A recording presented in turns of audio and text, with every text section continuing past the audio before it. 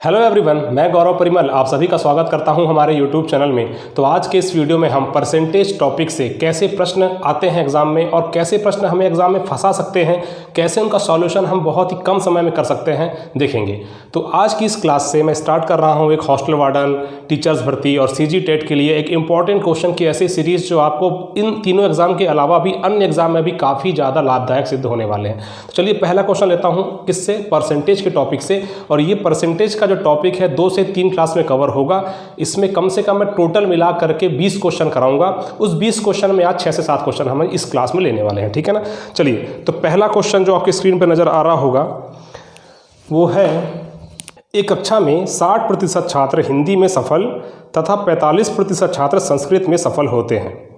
यदि उनमें से 25% छात्र दोनों विषयों में सफल होते हैं तो दोनों विषयों में कितने प्रतिशत छात्र असफल हुए, ये हमारा क्वेश्चन है। सभी ध्यान से देखेंगे। 60% छात्र हिंदी में सफल, मतलब कि हिंदी में पास कितने हुए, कितने प्रतिशत हुए, तो 60% हुए। फिर संस्कृत में, इसमें भी पास कितने प्रतिशत हुए, 45%। और 25% ऐसे हैं जो दोनों में ही पास, ठीक है। कितने हैं, 25% हैं। तो हमें बताना है कि दोनों विषयों में कितने प्रतिशत छात्र असफल हुए, मतलब फेल होने वाले स्टूडेंट जो दोनों ही सब्जेक्ट में फेल हुए होंगे। देखिए, ऐसे क्वेश्चन में सबसे पहला काम ये है कि आप 60% और 45% इन दोनों को हमें जोड़ना पड़ेगा। क्यों जोड़ना पड़ेगा और क्या घटाना पड़ेगा, सबको एक एक चीज़ को बड़े आराम से एक्सप्लेन करूँगा, थोड़ा सा सब्र रखना। क्या है, हाँ, अब इसमें से 25% को घटाऊँगा। क्यों करते हैं ऐसा, कभी भी अगर यूनिट सेम हो, ये तीनों के तीनों सेम होना चाहिए। अगर ये पास है तो ये भी पास होना चाहिए। अगर पास नहीं होता, फेल होता, तो मैं चेंज करता इसको। ये तीनों के तीनों सेम होना चाहिए। अगर ये फेल है तो तीनों के तीनों फेल होंगे, तब हम यहाँ उसको बैठाएंगे। तो 60% वाला क्या था, पास। जो हिंदी में पास होने वाले 60%, संस्कृत में पास होने वाले 45%, और जो ऐसे जो दोनों में ही पास हैं तो वो कितना है, 25%। तो यहाँ से मुझे क्या निकलेगा, 60, 45, 105 में से 25 गया, 80%। तो 80% क्या निकलेगा उसको ध्यान से सुनना। 80% ऐसे हैं जो या तो हिंदी में पास होंगे, या तो संस्कृत में पास होंगे, या तो दोनों में ही पास होंगे।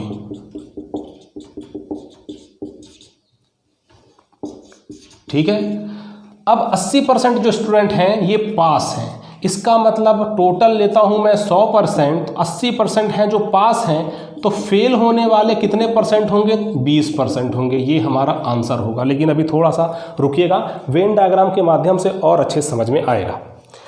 तो ये जो 80% जो आता है, ये क्या आता है, ये पास स्टूडेंट्स के बारे में हमको बताता है। अब वो पास है, इसका मतलब या तो वो हिंदी में पास होगा ही, कम से कम एक में तो पास होगा ही, या तो हिंदी में या तो संस्कृत में। अब इस क्वेश्चन की भाषा के आधार पर समझा रहा हूँ, जो हिंदी संस्कृत लिया गया है, या तो हिंदी में या तो संस्कृत में या तो दोनों में ही पास होगा, लेकिन पास होगा। तो बाकी के बच गए 20%, ये ऐसे होंगे जो ना तो हिंदी में पास हैं ना तो संस्कृत में पास हैं, मतलब दोनों में ही फेल हैं। ठीक है। ये तो हमसे पूछा क्या गया था क्वेश्चन में कि दोनों विषयों में कितने प्रतिशत छात्र असफल हुए हैं। हिंदी में भी फेल हुआ है, संस्कृत में भी फेल हुआ है, मतलब दोनों में ही फेल हुआ है। तो 20% छात्र ऐसे हैं जो दोनों में ही फेल हैं। तो 80% छात्र कैसे थे, दोनों में से कम किसी न किसी एक सब्जेक्ट में तो जरूर पास होंगे। या तो दोनों में से किसी एक संस्कृत में पास होंगे, या तो हिंदी में पास होंगे, या तो दोनों में ही पास हो गए होंगे। तो 20% क्या है, जो दोनों में ही फेल है, ना तो हिंदी में पास ना तो संस्कृत में पास। अब चलिए, ये जो मैंने यहाँ लिखा था, आखिर इसके पीछे की स्टोरी क्या है, ये आया क्यों और ये लिखा गया क्यों है, इसको ध्यान से समझना वेन डायग्राम के माध्यम से। देखिए, ये है वेन डायग्राम।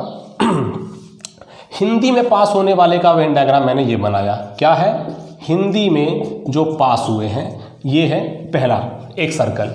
दूसरा सर्कल मैं यहाँ ड्रॉ करता हूँ जो कि संस्कृत में पास होने वाले को व्यक्त करेगा। ठीक है। तो हिंदी में पास होने वाले कितने हैं, 60%। हिंदी में पास होने वाले हैं 60%। इसको बाहर लिखता हूँ मैं, ठीक है ना। 60% जो है हिंदी में पास हुए हैं।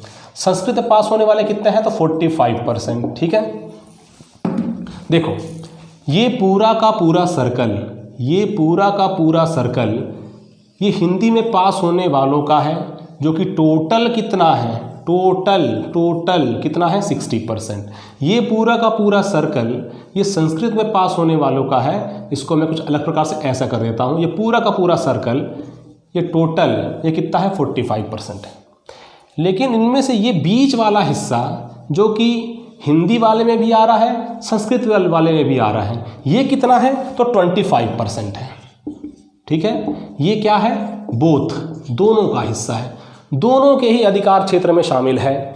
तो जब मैंने कहा था कि हिंदी में पास होने वाले 60% है, उसमें ये 25% भी आया होगा, इस 25% को भी कैलकुलेशन में शामिल किया होगा। अगर मैंने 60% लिया, इस पूरे सर्कल को मैंने लिया 60% लिया, इसका मतलब ये 25% ऑटोमेटिकली ऐड हो गया होगा उसमें। क्लियर है? उसी प्रकार से संस्कृत की अगर मैं बात करता हूं कि ये 45% मैंने टोटल लिया है संस्कृत वाले में, तो उसमें भी ये 25% ऑटोमेटिकली ऐड हो गया होगा। इसका मतलब ट्विस्ट क्या है कि ये 25% दोनों बार ऐड हो रहा है। तो दोनों बार ऐड क्यों करना?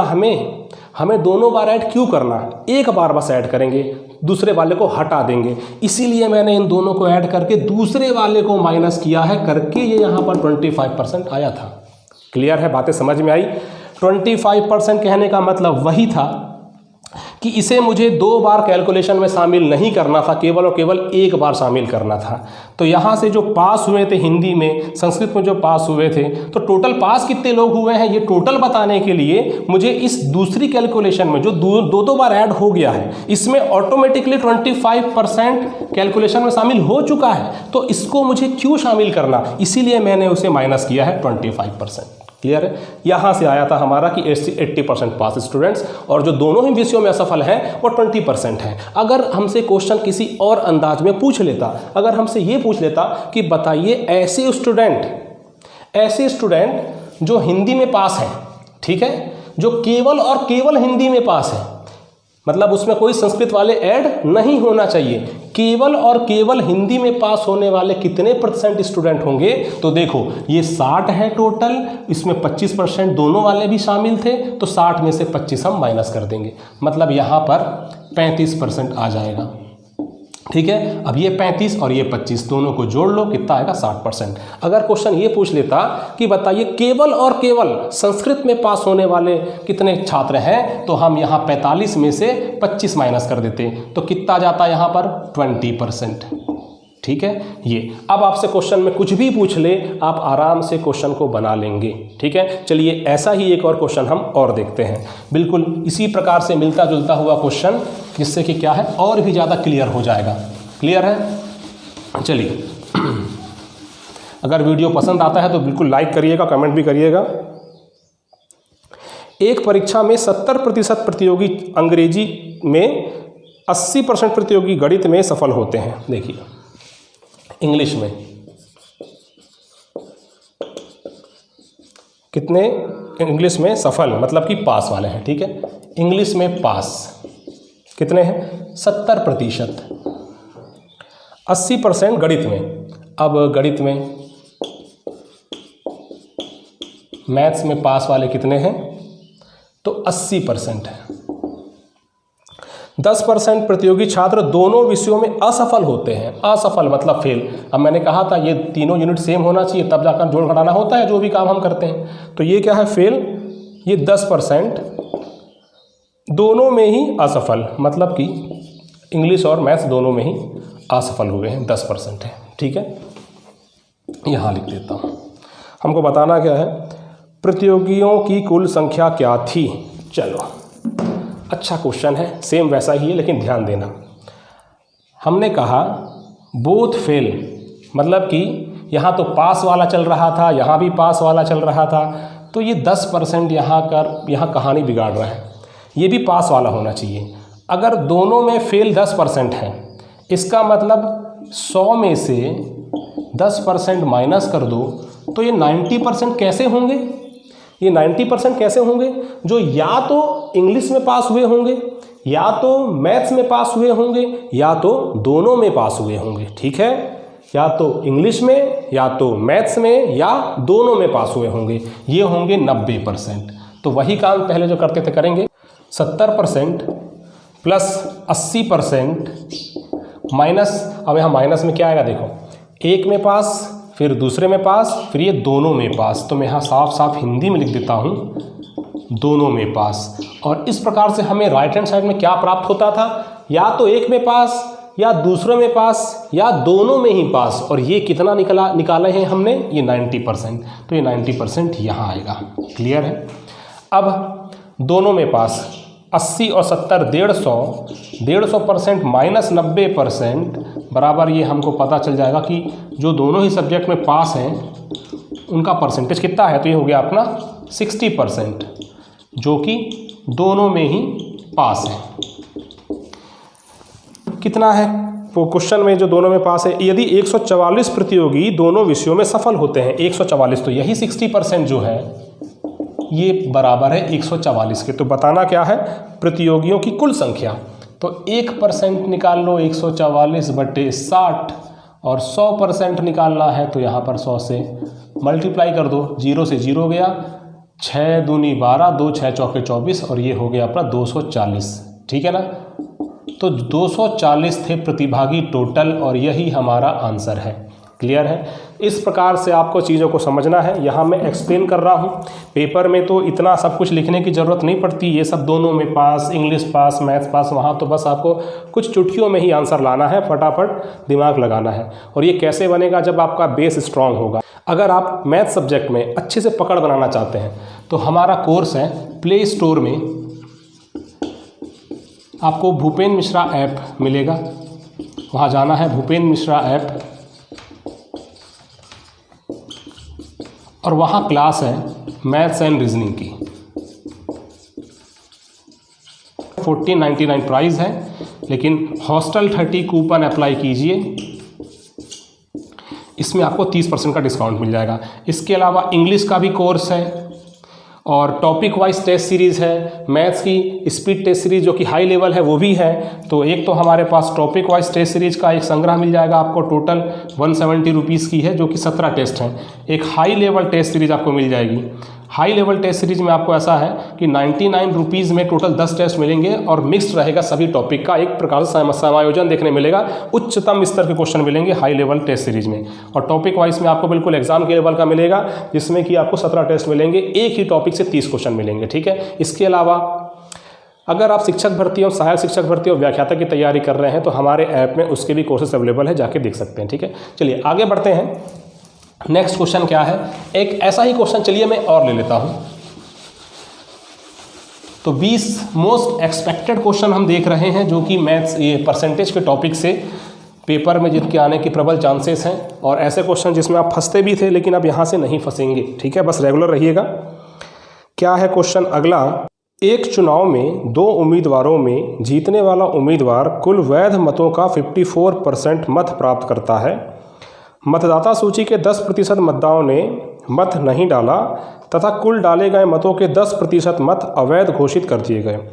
तो बताओ मतदाता सूची में कुल कितने मतदाता थे यदि विजेता 1944 मतों से जीत गया। ये एक ऐसा क्वेश्चन है जिसमें मैक्सिमम जो स्टूडेंट्स हैं वो कैलकुलेशन में गड़बड़ी कर देते हैं, इनवैलिड वोट को भी कैलकुलेशन में शामिल कर देते हैं, और फिर आंसर नहीं आता पेपर में, फिर इसी क्वेश्चन में टाइम वेस्ट करते हैं।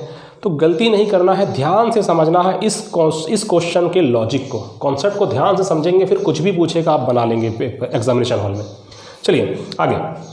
एक चुनाव में 2 उम्मीदवार थे, कुल वैध मतों का 54% प्राप्त हुआ। पहले हम ये मान लेते हैं कि टोटल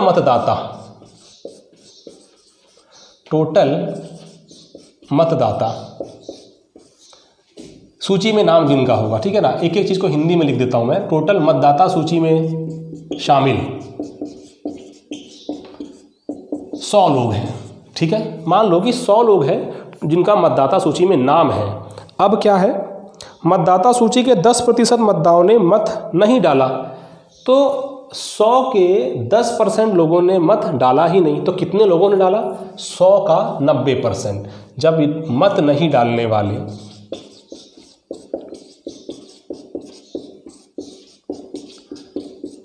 10% ने मत नहीं डाला, मतलब 10 लोगों ने वोट नहीं किया, तो कितने लोगों ने किया?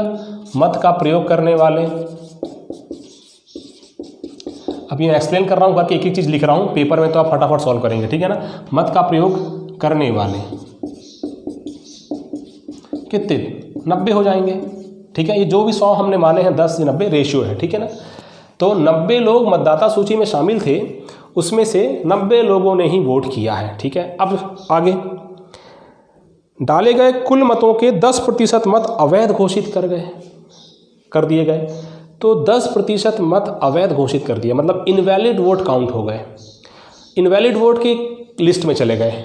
इनवैलिड वोट क्या होता है? जो कि पता ही नहीं चल रहा है कि उम्मीदवार, मतलब कि दोनों में से किसके पक्ष में है। वोट देने वाला उम्मीदवार ए या उम्मीदवार बी, दोनों में से किसके पक्ष में वोट करना चाहता है। क्लियर जब नहीं होता है कि उम्मीदवार ए या उम्मीदवार बी के दोनों में से कौन किसके तरफ ये वोट जाना चाहिए, तब ऐसे वोट को इनवैलिड घोषित कर देते हैं। तो 90 लोग जिन्होंने वोट किया उसमें से भी 10%, मतलब 90 का 10%, 90 का 10% कितना होगा? 9। तो 9 वोट ऐसे थे जो कि इनवैलिड थे। अब इनवैलिड वोट को कैलकुलेशन में शामिल नहीं करते, तो कितने वोट शामिल होंगे कैलकुलेशन में? तो 90 में से 9 को माइनस कर देंगे तो 81 ये ऐसे वोट हैं जो कि कैलकुलेशन में शामिल होंगे। क्लियर है। अब जीतने वाले उम्मीदवार को कुल वैध मतों का 54% प्राप्त हुआ है मत। 81 ये क्या है? कुल वैलिड वोट। 81 का 56% किसको मिला है? विनर को, ठीक है। इसका मतलब 56% विनर को मिल रहा है कि, तो 56 की 54 है। 54 अगर विनर को मिल रहा है तो इसका मतलब 46 किसको मिलेगा? हारने वाले को मिलेगा। क्लियर है। अब ये गलती नहीं करना है कि 81 में से 54 को माइनस करके यहाँ कर दिए, यही गलती करते हैं बहुत सारे छात्र। 81 में से 54 को माइनस कर देते हैं, ऐसा नहीं करना है। ये 81 का 54% है, ठीक है। 81 टोटल अपने आप पे 100% मान के चलो, उस 100% का 54%, तो 100 में से 54 माइनस करूंगा तो 46 मिलेगा लूजर को, ठीक है। इस 81 का 54% विनर को मिला है, इस 81 का 46% लूजर को मिला है, और जीतने वाला 1944 मतों से जीता है। इसका मतलब इन दोनों का डिफरेंस 46 और 8 54, तो 8% जो है यही डिसाइड करता है कि कौन विजेता है और कौन हारा है। अब ये 8% किसका? 8% किसका? 81 का 8% यही डिसाइड करता है कि कितने वोटों से जीता गया है, कितने वोटों से हारा गया है। इस 81 का 8%, तो निकालो 81 का 8 डिवाइड बाय 100, ये हो गया 1944। तो कैसे करें इसको? चलो 8 से अगर मैं डायरेक्ट यहाँ ले जाता हूँ तो 8 दूनी 16, 3 फिर 8 तिया 24, 8 चौके 32, ठीक है, 2 फिर 8 तिया 24, ठीक है। अब यहाँ से 9 निया 81 और ये 9 दूनी 18, 6 9 सत्ते 63, फिर 9 तिया 27, मतलब कि यहाँ से एक रेशियो का मान कितना जाएगा? 3 × 100, मतलब कि 300। मतदाता सूची में शामिल कितने लोग थे? 100। हमारे द्वारा माना गया, जो भी हम मानते हैं क्या होता है? रेशियो। हमने माना कि 100 लोग शामिल थे, 100 रेशियो लोग शामिल थे, जो भी हम मानते हैं रेशियो मानते हैं, तो 100 रेशियो शामिल थे। एक रेशियो की वैल्यू 300, तो 100 रेशियो की वैल्यू 100 × 300, मतलब कि 30,000 लोग थे मतदाता सूची में शामिल। और यही है इस क्वेश्चन का बढ़िया सा आंसर। लाइक ज़रूर कीजिएगा और कमेंट ज़रूर कीजिएगा। आप लोग कमेंट नहीं करते, कमेंट किया कीजिए कि कैसा लगा आपको ये मेथड, ठीक है। और अगर आपको हेल्प मिली है तो उसको बताइएगा कि सर ऐसे क्वेश्चन को समझा करके एग्जामिनेशन हॉल में ज़रूर हमें कुछ ना कुछ तो फ़ायदा होगा, तो बताइएगा आप, ठीक है ना। चलिए अब मैं देता हूँ नेक्स्ट क्वेश्चन। इसी प्रकार का मतदाता सूची वाला, इलेक्शन वाला क्वेश्चन हम नेक्स्ट और लेते हैं, 2 क्वेश्चन और लेते हैं। एक चुनाव में 10% मतदाताओं ने अपने मत का प्रयोग नहीं किया। हारने वाला उम्मीदवार 3696 मत प्राप्त करके 528 मतों से चुनाव हार गया। हारने वाले को प्राप्त कितना मत हुआ देखो, हारने वाले को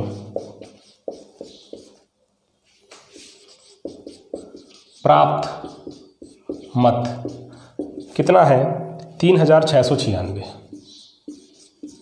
और वो 528 मतों से चुनाव हार गया। इसका मतलब जीतने वाले को कितना मिला होगा?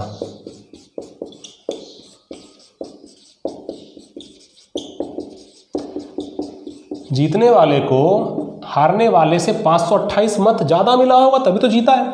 तो 3696 प्लस 528, 8 6 14 4 चला 1 10 और 12 2 चला 1 7 5 12 2 चला 1 और 4 4224 ये मिला है जीतने वालों को प्राप्त मत। ठीक है, आगे यदि केवल 2 ही उम्मीदवार हैं तो बताओ जीतने वाले उम्मीदवार को कुल मतदाताओं का कितना प्रतिशत प्राप्त हुआ है। क्वेश्चन की स्टार्टिंग में ही मैंने कहा था कि 10% मतदाताओं ने अपने मत का प्रयोग नहीं किया। जैसा अभी हमने थोड़ी देर पहले क्वेश्चन सॉल्व किया है सेम अप्रोच यहाँ लगाएंगे। हम मान लेते हैं कि 100 लोग मतदाता सूची में शामिल हैं। चलो इसको भी लिख देता हूँ, एक एक चीज़ को अब लिख रहा हूँ। मतदाता सूची में शामिल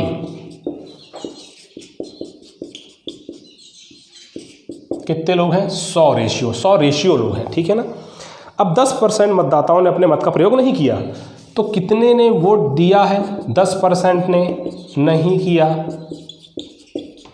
अपने मत का प्रयोग नहीं किया। तो 90% ने किया है। इसका मतलब 100 का 90% कितना? 90 रेशियो ऐसे लोग हैं जिन्होंने अपने मत का प्रयोग किया है। तो बताना क्या है? तो जीतने वाले को कितने वोट प्राप्त हुआ। देखो सबसे पहले तो ये देखो 90 रेशियो लोग हैं। ठीक है, हारने वाले को इतने वोट मिले, जीतने वाले को इतने वोट मिले। इन दोनों को अगर मैं ऐड कर देता हूं तो टोटल वोट कितने डाले गए ये मुझे पता चल जाएगा। यहाँ पर अवैध घोषित किए जाने वाले कोई लॉजिक नहीं है, क्योंकि क्वेश्चन में जब दिया नहीं है तो एक्स्ट्रा दिमाग नहीं लगाना है।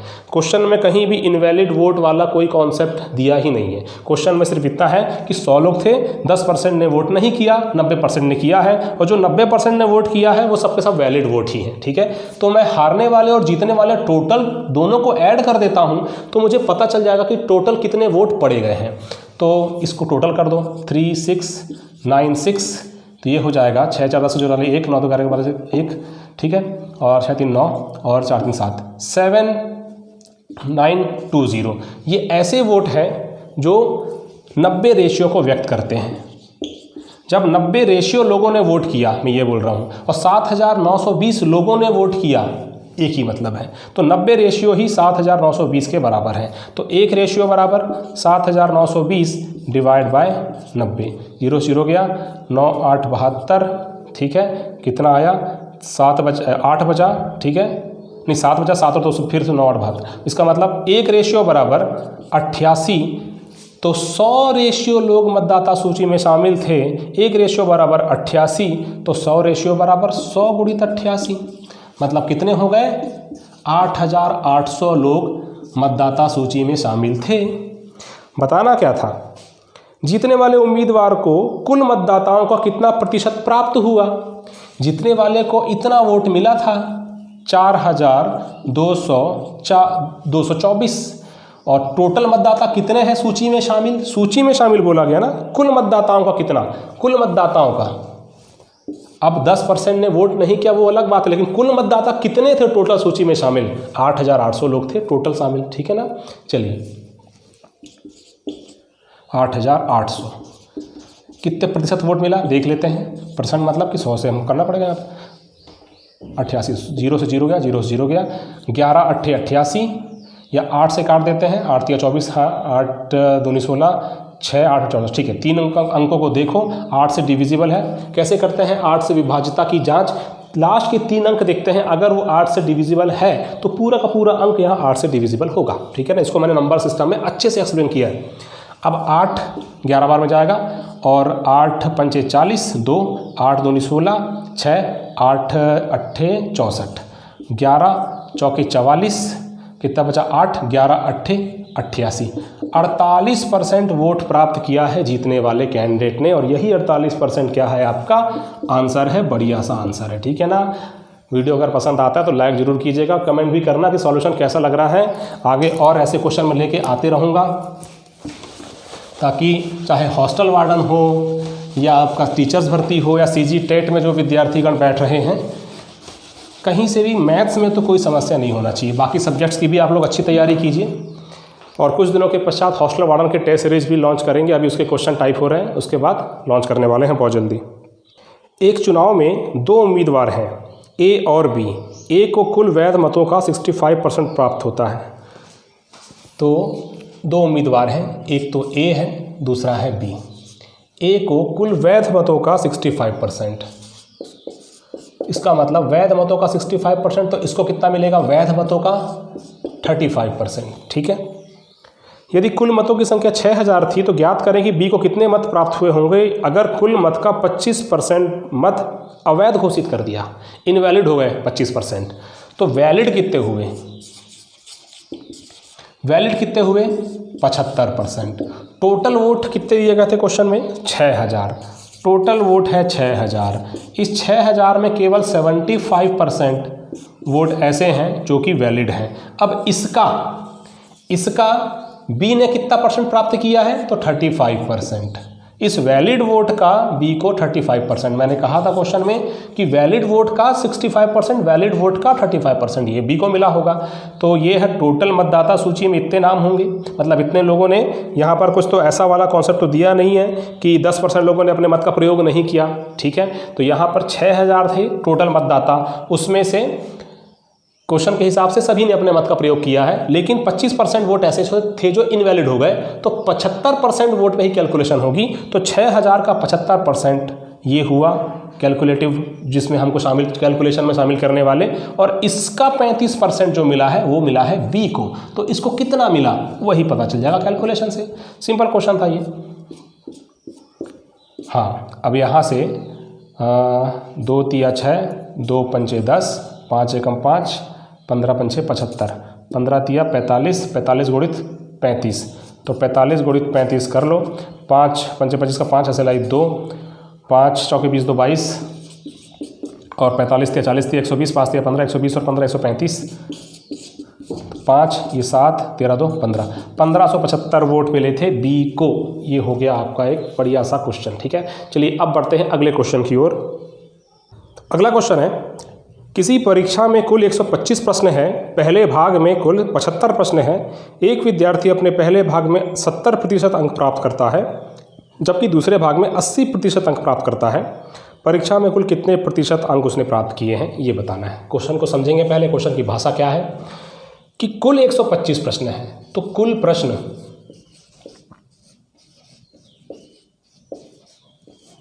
125। अब ये प्रश्न पत्र 2 भागों में बटा हुआ है, एक तो पहला भाग है, एक है दूसरा भाग। तो जो पहला भाग है उसमें टोटल 75 प्रश्न हैं। इसका मतलब ये हुआ कि इस द्वितीय भाग में 50 प्रश्न होंगे, तब जाकर के मिलकर के 125 प्रश्न बनेंगे टोटल। अब ये दिया है कि जो पहले भाग में 70% अंक प्राप्त करता है, मतलब इसमें इसके 70% अंक है पहले भाग में। द्वितीय वाले भाग में कितने परसेंट है? तो 80% है। पहले वाले 75 प्रश्नों में उसके आए हैं 70%, दूसरे वाले 50 प्रश्नों में आए हैं उसके 80%। तो हमको बताना है टोटल 125 में कितना परसेंटेज उसने प्राप्त किया है। ये क्वेश्चन देखिए, एक नया तरीका क्या है। इन दोनों में मैं क्या करूँगा? छोटे वाले को लूँगा। छोटा मतलब तो 70 80 में छोटा कौन है? 70 है ये। अब क्या करूँगा मैं? देखूँगा कंपेयर करके, तो 70 तो मैंने ले चुका है ऑलरेडी। ये देखूंगा कि इससे अंतर पड़ रहा है, कितने का अंतर पड़ रहा है। तो 70 है, ये 80 है, कितना अधिक है? 10 अधिक है, 10 अधिक है। ठीक है। अच्छा, एक और चीज़, ये जो 75 प्रश्न और 50 प्रश्न है इनका रेशो निकालना जरूरी है। पहले 25 तिया 75, 25 दूनी 100। तो जो 10 अधिक है मैंने कहा, इसको मैं क्या करूँगा? इससे मल्टीप्लाई करूँगा ये, और डिवाइड कर दूंगा इस रेशियो के टोटल से। 3 और 2 5, पहले इसको लिख देता हूँ 3 और 2, जो भी आएगा वो आपका 10 दूनी 20 आंसर हो जाएगा। 3 और 2 5, 5 चौके 20। तो इसने टोटल 74% अंक हासिल किए हैं 125 में। ये तरीका है। चलिए एक और बार सेम टू सेम ऐसा ही क्वेश्चन मैं लेता हूँ और भी चीज़ें क्लियर हो जाएंगी। क्या क्वेश्चन है? एक परीक्षा में कुल 70 प्रश्न हैं, टोटल प्रश्न है 70। पहले भाग में 35 प्रश्न हैं, पहले भाग में 35 प्रश्न हैं, दूसरे भाग में कितने प्रश्न हैं? तो इसमें भी 35 प्रश्न हैं। तो मैंने क्या किया था, यहाँ पे रेशियो लिया था, तो ये तो रेशियो आपस में कट जाएगा, 1:1 बचेगा। पहले भाग में कितने प्रतिशत अंक प्राप्त करता है? तो 73% अंक प्राप्त करता है। दूसरे भाग में कितने परसेंट अंक प्राप्त करता है? तो 79% अंक प्राप्त करता है। मैंने छोटे वाले को लिया, 73 लिया, ठीक है। फिर कंपेयर किया, तो ये 69 वाला जो है, ठीक है, ये कितना अधिक है? तो 6 अधिक है। कितना अधिक है? 6 अधिक है। इस 6 को मल्टीप्लाई किससे करूँगा? इसके ऊपर की रेशियो वाली वैल्यू 1 से। डिवाइड किससे करूँगा? इन दोनों ही रेशियो का योग, 1 और 1 2।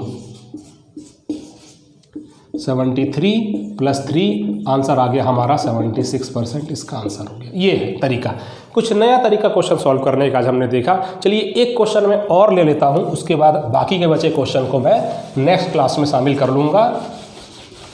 तो एक तरीका और, एक क्वेश्चन और, मतलब एक विद्यालय में 2 कक्षाएं हैं जिनमें क्रमशः X और 48 विद्यार्थी हैं। X और 48 विद्यार्थी हैं। इन कक्षाओं में उत्तीर्ण विद्यार्थियों की प्रतिशतता क्रमशः 70 और 65 है। 70 और 65 है, ठीक है। यदि पूरी कक्षा में उत्तीर्ण विद्यार्थियों की प्रतिशतता 68% है, तो ये तो एलिगेशन लगा सकते हैं आप पे, एलिगेशन लगा दीजिए। X का मान बताइए, X का मान बताना है हमें। देखो 70 68 के बीच डिफरेंस कितना हो गया? 2। 65 68 के बीच डिफरेंस कितना हो गया? 3:2। 2 रेशियो बताएगा 48 को, तो 2 कितना आएगा? 24 दूनी 48, तो 1 रेशियो बराबर 24, तो 3 रेशियो बराबर 24 तिया 72। तो इसका मतलब यहाँ x का मान क्या है? 72 है। ये लो, तो ये तो हुए क्वेश्चंस आज के परसेंटेज का। जो एक पार्ट 1 जो मैंने लिया, मोस्ट एक्सपेक्टेड में कहा जाए, प्रैक्टिस सेट में कहा जाए, या टॉपिक वाइज की सीरीज कहा जाए, उसमें जो पहली क्लास थी आज की, ये आपने आज देखा। इसके बाद इसके 2, शायद 2 या कम से कम 1 तो और आएगा ही, जिसमें मैं परसेंटेज के और क्वेश्चन लूँगा जो कि एग्जाम के दृष्टिकोण से बहुत ज़्यादा इंपॉर्टेंट होंगे, जिसमें आप भविष्य में गलती ना करें। तो अगर ये वीडियो आपको पसंद आया है तो वीडियो को लाइक जरूर कीजिएगा और कमेंट करके बताइएगा आपको तरीके कैसे लगे आज के क्वेश्चन को सॉल्व करने के। वीडियो को अंत तक देखने के लिए धन्यवाद आपका।